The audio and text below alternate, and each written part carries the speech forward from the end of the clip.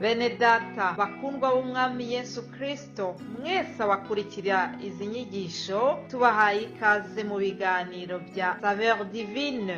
Ibi biganiro mu bitegurirwa n'abavugabutumwa bwiza batandukanye, akaba ari umuhamagaro ugendera ku ijambo ry'Imana byanditse mu gitabo cy'ubutumwa bwiza uko bwanditswe na Matayo ibice 24 umurongo wa 14. Kandi ubutumwa bwiza bw'ubwami buzigishwa mu isi yose ngo bube ubuhamya bwo guhamiriza amahanga yose, nibwo imperuka izahera ko ize. Ibi biganiro mubikurikira ku channel ya YouTube yitwa Saveur Divine. Tubifurije kugubwa neza. Imana Data ari nayo so ibaho umugisha.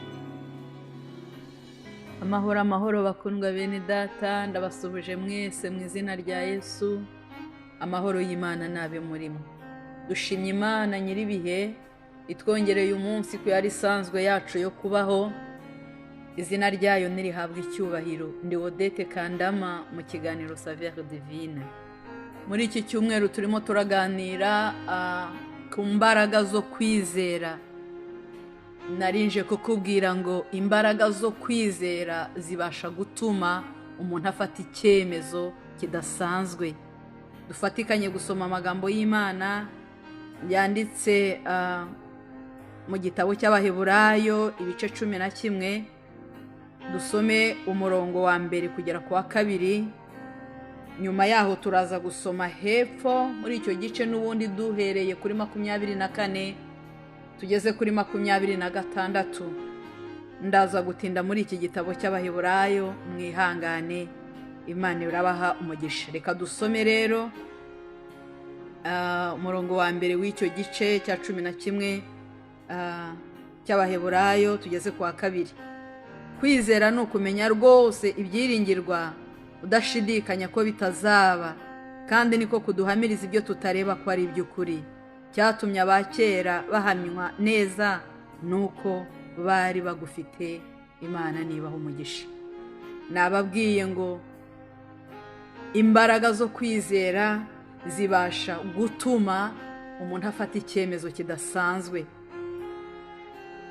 Turimo turavuga ku kwizera, tumaze gusoma uko Bibiliya yasobanuye kwizera. Yaravuze ngo kwizera ni ukumenya ibyiringirwa, udashidikanya ko bitazaba. Abantu b'Imana twizera yuko Yesu Kristo ari umwana w'Imana. Tukizera yuko Yesu yaje mu isi. Urukundo Imana yakunze abari mu isi rutagira akagero rwatumye itanga umwana wayo w'ikinege yari ifite, kugira ngo uzamwizera atazacirwaho iteka. Twizera ko Yesu rero yaje gupfira abari mu isi, abamwizeye bose. Abo ngabo ngo yabahaye ubushobozi bwo kwitwa abana b'Imana. Rero Yesu Kristo iyo umwizeye ubu muragwa w'ubugingo. Wemeye kwizera Yesu azaragwa ubugingo buhoraho. Ibyiringirwa tudashidikanyaho nuko Yesu yarapfuye, ariko urupfu ntirwamuherana, arazuka ajya mu ijuru. Ageze mu ijuru rero adutegurirayo ibyicaro byiza. Niko Bibiliya igitubwira mu butumwa uko bwanditswe na Yohana mu bice 14.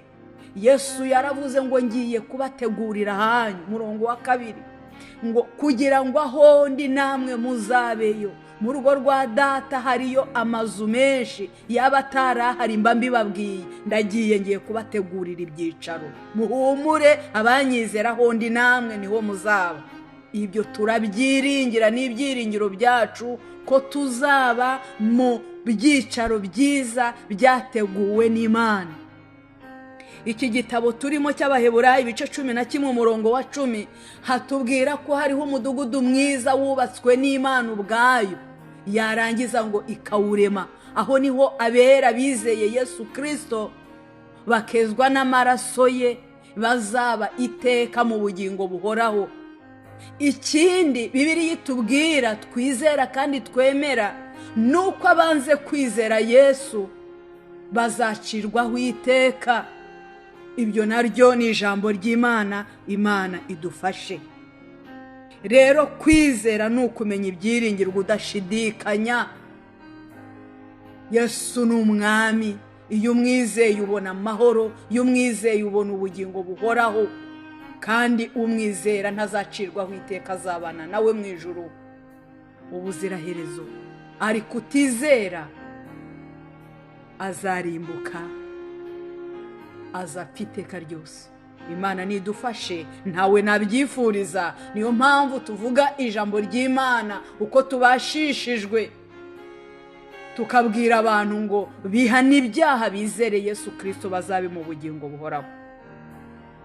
Rero kwizera guheshwa no kumva. Niko Pawulo yandikiye Abaroma mu bice 10 umurongo wa 17. Yaranditse ngo kwizera guheshwa no kumva, no kumva kukazanwa n'ijambo rya Kristo. Imana idufashe.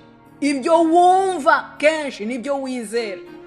Rero iyo wumva ijambo ry'Imana rigutera kwizera, ukizera Kristo. Kumva ijambo ry'Imana bigutera kwizera Kristo. Kwizera guheshwa no kumva, hanyuma kumva kukazanwa n'ijambo rya Kristo. Imana nibaho umugisha. Uko kwizera rero bakundwa bene data, kwizera gufite imbaraga. Kwizera ni kwiza, kwizera ni ingenzi. Biragukwiye kugira ngo nawe ugire kwizera. Bibiliya igitubwira muri iki gice turimo cya 11 cy'Abaheburayo umurongo wa 6. Bibiliya itubwira ngo utizera ntibishoboka ko anezeza Imana, kuko uwegera Imana akwiriye kwizera yuko iriho kandi ikagororera abayishaka. Twasomye hejuru ku murongo wa 2 ngo icyatumye abakera Imana ibahamya nuko bari bafite uku kwizera. Nshuti yanjye, urashaka ko Imana iguhamya? Izere Yesu Kristo. Gira kwizera kugira ngo nawe Imana iguhamye, iguhamirize. Yesu nabaho umugisha. Rero nababwiye ngo kwizera cyangwa imbaraga zo kwizera zibasha gutuma umuntu afata icyemezo kidasanzwe. Reka dusome umurongo wa 24 tugeze ku wa 26 muri icyo gice cya 11 cy'Abaheburayo. Handitswe ngo kwizera niko kwatumye Mose, ubwo yari amaze gukura, yanga kwitwa umuhungu w'umukobwa wa Farawo, ahubwo ahitamo kurengananwa n'ubwoko bw'Imana, abirutisha kumara umwanya yishimira ibinezeza by'ibyaha, kuko yatekereje yuko gutukwa bamuhora Kristo ari ubutunzi buruta ubw'Abanyegiputa babitse bwose, kuko yatumbiraga ingororano azagororerwa. Imana ishimwe. Inkuru za Mose murazizi, mwarazisomye cyangwa se mwarazisomewe, ntabwo nzitindaho cyane. Mose amaze gutoragurwa mu mazi n'uyu mukobwa wa Farawo, uko yarezwa ari mutoya murabizi, ariko igihe cyarageze araza aba kwa Farawo, arerwa mu rugo rwa Farawo muri komforo y'ibwami. Yari afite byose, ntacyo yarabuze. Ariko igihe kiragera, Mose amaze gukura amenya ko ari umuheburayo, nubwo yarerwaga muri Egiputa, nubwo yari ari mu rugo rw'ibwami muri Egiputa. Akura afite ubwene gihugu bubiri, ubwene gihugu bw'ubuheburayo n'ubwene gihugu bwo muri Egiputa. Arabikurana byombi, arabibana imyaka igera hafi 40, afite ubwene gihugu bubiri. Bene data bakundwa barimo banyumva, uzi ko umuntu abasha kumarana iyi myaka 40 cyangwa sirenga nawe afite ubwene gihugu bubiri? Uzi ko na n'uyu munsi tuvugana hariho abantu bafite ubwene gihugu bubiri kandi bari mu itorero. Ugasanga afite ubwene gihugu bw'isi n'ubwene gihugu bw'ijuru. Ugasanga afite ubwene gihugu bw'ubukirisito n'ubwene gihugu bw'ubupagani. Ntabwo bikwiriye. Icyampa Imana ikaguhumura amaso, imbaraga zo kwizera zikakugeraho, ugahindura imitekerereze, ugafata icyemezo kidasanzwe. Twasomye ngo Mose nawe amaze gukura abona ko iyo myaka abanye ubwenegihugu bubiri ihagije. Kwizera ngo gutuma yanga kwitwa umuhungu w'umukobwa wa Farawo. Ndakwifuriza ngo imbaraga zo kwizera zitume uhindura, ureke kugira ubwenegihugu bw'isi n'ubw'ijuru. Kwizera kugutere gufata icyemezo, wihana ibyaha, wizere Yesu kugira ngo ugire ubwenegihugu bw'ijuru gusa, ugira ngo ugire ubwenegihugu bwo kuba uwakijijwe gusa, we kugira ubwo gukizwa n'ubwo kudakizwa, ubw'ubukirisitu n'ubw'ubupagani. Kwizera, imbaraga zo kwizera nizikugereho mu izina rya Yesu, ufate icyemezo hanyuma wizere Kristo, ugira ubwenegihugu bw'ijuru. Mose ngo ahitamo, aravuga ngo nanze komforo y'ibwami, kurya neza, kwambara neza ntacyo bimbwiye, ndi umunyegiputa, ndi umunyabyaha, ndakijijwe, ndiyemeje, fashe icyemezo, ngiye kurengananwa na bene wacu, turya ubusa, dukubitwe, tubumba amatafari, ariko ndatumbiriye ingororano nzahabwa. Haleluya, haleluya. Mose ngo imbaraga zo kwizera zimutera guhitamo kujya kwitwa umuheburayo, kujya kurengananwa n'ubwoko bwe, ngo abirutisha kumara umwanya yishimira ibinezaneza by'ibyaha. Inshuti yanjye, nyamuneka wakwizeye Yesu ukava muri ibyo binezaneza by'ibyaha.